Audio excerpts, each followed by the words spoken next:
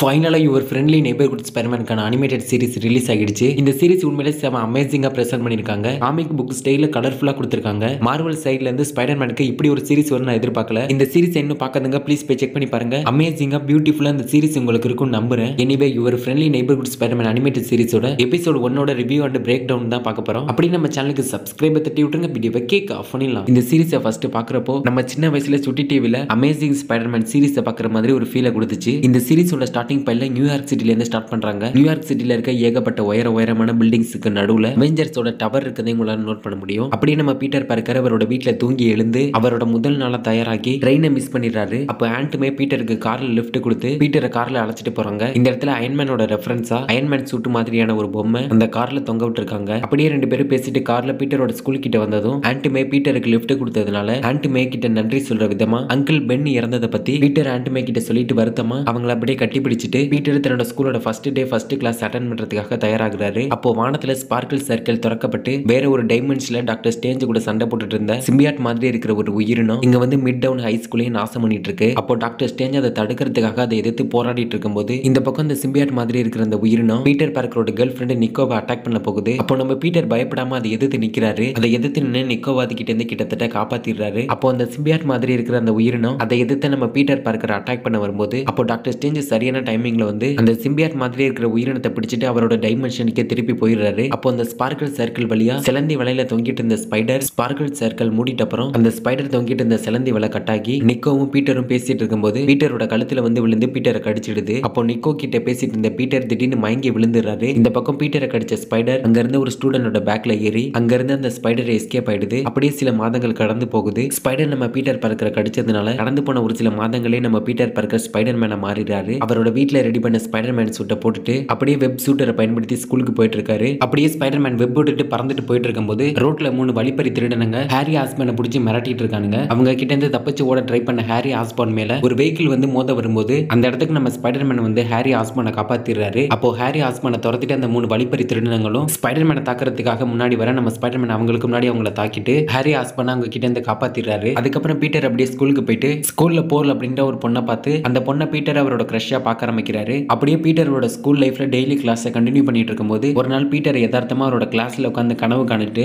Spiderman classic suit அவரோட note புக்ல வரைஞ்சிட்டு இருக்காரு. அப்ப ரோட்ல போலீஸ் திருடனங்களை விரட்டிட்டு போறதை பார்த்ததும் பீட்டர் கிளாஸ் நடத்திட்டு இருந்த சார் கிட்ட ரெஸ்ட் ரூம் கேட்டுட்டு கிளாஸ்ல இருந்து பீட்டர் எஸ்கேப் ஆகி அவரோட ஸ்பைடர்மேன் சூட்டை போட்டுட்டு அந்த திருடனங்களை விரட்டி போயிட்டு இருக்காரு. ஸ்பைடர்மேன் வெப் விட்டு பறந்து போய் அந்த கார்ல போயிட்டு இருந்த திருடனங்களை அந்த கார் ஒரு பஸ்ல மோத போகும்போது நம்ம ஸ்பைடர்மேன் குறுக்க வந்து அந்த காரை தடுத்து நிறுத்தி அந்த திருடனங்களை பிடிச்சிடுறாரு. இந்த ஒரு சீக்வன்ஸ் அப்படியே எக்ஸாக்ட்டா ஸ்பைடர்மேன் ஹோம் கமிங்ல நம்ம பீட்டர் பார்க்கர் அவரோட கிளாஸ்ல இருந்துட்டு லேப்டாப்ல யூடியூப்ல இந்த வீடியோவை பார்த்துட்டு இருப்பாரு. அந்த ஒரு சீக்வன்ஸை எக்ஸாக்ட்டா அப்படியே இங்க கொடுத்திருக்காங்க. அதுக்கப்புறம் ஸ்பைடர்மேன் அந்த திருடனங்களை பிடிச்சிட்ட அப்புறம் அங்க இருந்த மக்கள் நம்ம ஸ்பைடர்மேனை ஒரு ஹீரோவா பார்க்க ஆரம்பிப்பாங்க. அப்போ நம்ம ஸ்பைடர்மேன் அவங்கள பார்த்து நான் என் கடமையை தான் செஞ்சேன் அப்படின்ற மாதிரி சொல்லிட்டு அங்க இருந்து பறந்து போயிடுவாரு. அதுக்கப்புறம் பீட்டர் அவரோட ஸ்கூல்ல அவரோட கிரஷான போர்ல் ஜாக் லோனி அப்படின்ற ஒரு பையன் கூட டேட் பண்றதை தெரிஞ்சதும் நம்ம பீட்டர் அப்படியே ஷாக் ஆயிடுறாரு. பீட்டரோட சயின்ஸ் லேப் கிளாஸ்ல ஜாக் லோனி பீட்டர் கிட்ட பேசி ரெண்டு பேரும் ஒரு நல்ல ஃப்ரெண்ட்ஸா மாற ஆரம்பிக்கிறாங்க. அப்பதான் பீட்டருக்கு ஜாக் லோனி ஒரு நல்ல பையன் அப்படின்றதே தெரிய வருது. ஜாக் லோனி ஸ்கூல் டேஸை முடிச்சுட்டு சந்தோஷமா அவரோட வீட்டுக்கு போற மாதிரி நமக்கு தெரிஞ்சாலும் அவரோட முகத்தை பார்க்கும்போது அவரோட லைஃப்ல ஏகப்பட்ட கஷ்டம் வலி இருக்கிற மாதிரி தான் தெரியுது.